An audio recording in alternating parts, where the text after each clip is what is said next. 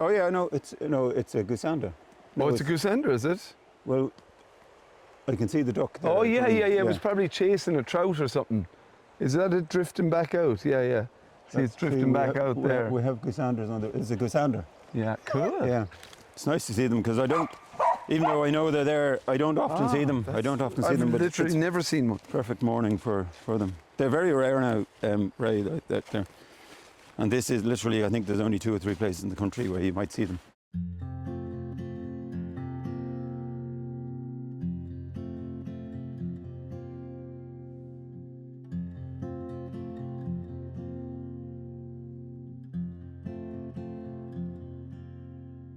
Paddy Purser is my name. I'm a professional forester. I've been kind of working in private forestry, mainly forest management and forest consultancy for about 30 years now. This is a property within Knockrath Forest. It's a private forest owned by the Brabazon family, and I've been working with them to deliver a kind of sustainable forest management, income generation, using continuous cover forestry. So that's why it looks different, because it's not managed to a clear fell regime. It's managed on what we call continuous cover forestry. The clear fell model basically is all the trees mature basically at the same time, and they're taken out at the same time and then replanted, and it's a rotation-based system. But this isn't rotation-based at all. It's basically we've developed a forest. The forest is like a capital asset, if you want to call it in financial terms. That's a good way of And putting it. what we're doing is removing the interest from that asset, and the interest is the thinnings that we take out. Okay. So we're maintaining it. We're going to keep the forest, and we're going to keep taking the forest is growing every year, and every so often we come and we take that growth away. Yeah. So like there's something in the name that it might be self-evident. It's a continuous cover. So that I assume that means there's a continuous canopy. Is it a cover on the landscape? Is that? Yeah. I mean, it means the forest remains, and like there will be breaks in the canopy. So some people, we're maintaining the forest canopy effectively, even though there might be breaks in it. But the forest renews itself then by regeneration. So ideally using natural regeneration. So the trees that are in situ cast seed, and that will regenerate and produce the next generation of trees to come up.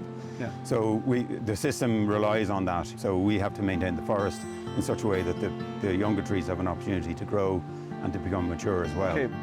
The main species right around us here at the moment is Douglas fir. Douglas.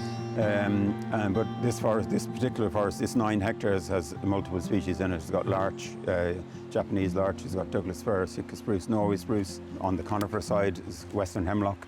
And on the broadleaf side, we've got beech, we've got oak, we've got rowan, and we've got other native trees like birch and holly. Is that diversity an objective of your management system? You want that? Very much so, yeah. Why? Very much so. It's for resilience, and because different tree species mature at different rates. Okay. Different, it's not having all your eggs in one basket. They complement each other. They provide, some trees are shade tolerant, some trees are not. It's providing that structure gives us resilience, gives us stability. Give us a kind of a practical example of like how diversity of species actually makes this resilient. And when you say resilient, I assume there's economically resilient, but also probably ecologically or silviculturally resilient. Yeah, well, different trees have different properties, and just even, for example, I mean, one of the main talking points in Irish forestry over the last couple of years has been, post-storm Éowyn and the storm damage that occurred. So to have different tree species that root differently, that have different root architectures and shallow rooting trees, less likely to come over or something. Are more likely to come over, and then if they're interlocked or intermixed with deeper rooting species like Douglas fir, for example, or oak, for example, that actually provides a level of resilience in the soil. Very good. 2 things you need to grow a forest is light and lead. Lead for the deer and light for to allow trees to grow. We just stepped in from the road, and I just stepped over a bit of twine. So you're not trying to fence the deer out here. It's not practical. Not practical. Yeah. We do use deer fencing a lot in our woodland establishment, as you say, because that's for a defined period where we're trying to establish a forest. But in this situation, you can't fence the river. They come across the river. Yeah. You need to get light down onto the forest floor here. Why is that?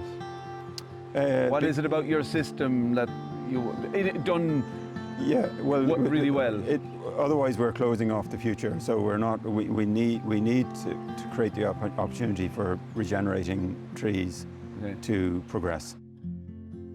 Fully structured forest with different canopy layers and so on. Then that, and a healthy ground flora.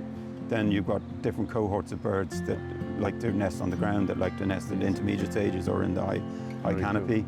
So when you're restricting that and you're only providing maybe one of those niches, then you get a narrower range of so that was new to me. Very cool. Favorite part of being a forester is actually going marking, and we, as you say, we use different colours and we use different symbols on the trees, and it's kind of like a language, a code, which is interpreted then or understood by the harvesting contractor. So they know whether that tree is on a machine route or whether it's to come out or to be kept or whether it's to be protected or, you know. Yeah. That's an important piece. Some of the trees you want, you're almost saying, we've identified this as a biodiversity tree. Yes. This has really important function or features relating to the nature, and we want it absolutely left alone. Almost, it'll always be here as long as it's alive. Like. Yeah. So it's protected. So not only are we retaining it, but when they fell other trees, we don't want them to damage that tree. Yeah. So you know, it's a special place. I love that. Sometimes because schemes are grant-led, and because Sitka did its thing in a 35 or 40 year cycle, there was maybe a perception you can get in at a certain point of your life and you might be able to get out in a way that's quite tax beneficial and profitable if you grow a good crop. For people getting in, and as you said, there's no obligation to keep managing for CCF, but for people getting in at the start thinking I'd like to actually manage it on a continuous cover basis, do they have to maybe forego that big payday later on in their life, or is that one of the trade-offs, or what's it? Because I'm sure you have to address this. Yeah, no, it's one of the big trade-offs, and that's, you know, and the owner is absolutely central to this. So it doesn't suit everybody. You could have an owner whose whole pension is dependent on, you know, a maturing forest at a certain date in time. So.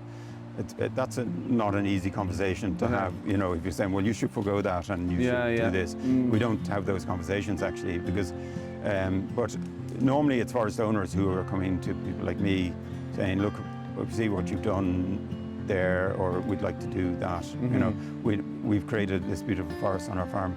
There's no way we want to see a clearfell on it, you know. And so it's normally that way around rather than me going out evangelizing or trying to say you should do this. You know? Interestingly, if someone wants to, what kind of a forest would you be able to transition to this, Paddy? Like, so say if someone did a plantation, maybe monoculture, I believe if they get a bit too old, it's not possibly suitable. If someone is looking at this video saying, geez, I'd love to transition towards that, what do you need the forest to be? The younger the better. The younger the better. Yeah, so I mean ideally a green field, because then we can get that mixed in from the start. But the younger, the sooner you can get in with an early thinning, the better, because that kind of engenders stability in the forest. It creates opportunities for the earlier diversification. The later in the life cycle or the rotation, the harder it is. It's not that it's not possible, but the risk of it blowing down is higher. So then it's back to the owner, what level of risk do they want to engage with. But coming back to the site type, I suppose the state of maturity of the forest, the more diverse the forest is from the start, the better. Even if it's just in the hedgerows, you know, the hedgerows that were there, or the way it's broken up with hedgerows and so on.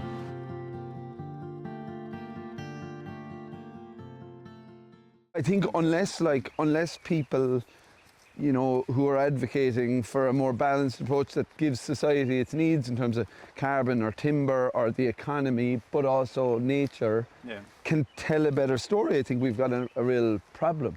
You know what I mean? Yeah. Because stories of like woods like these just don't get out.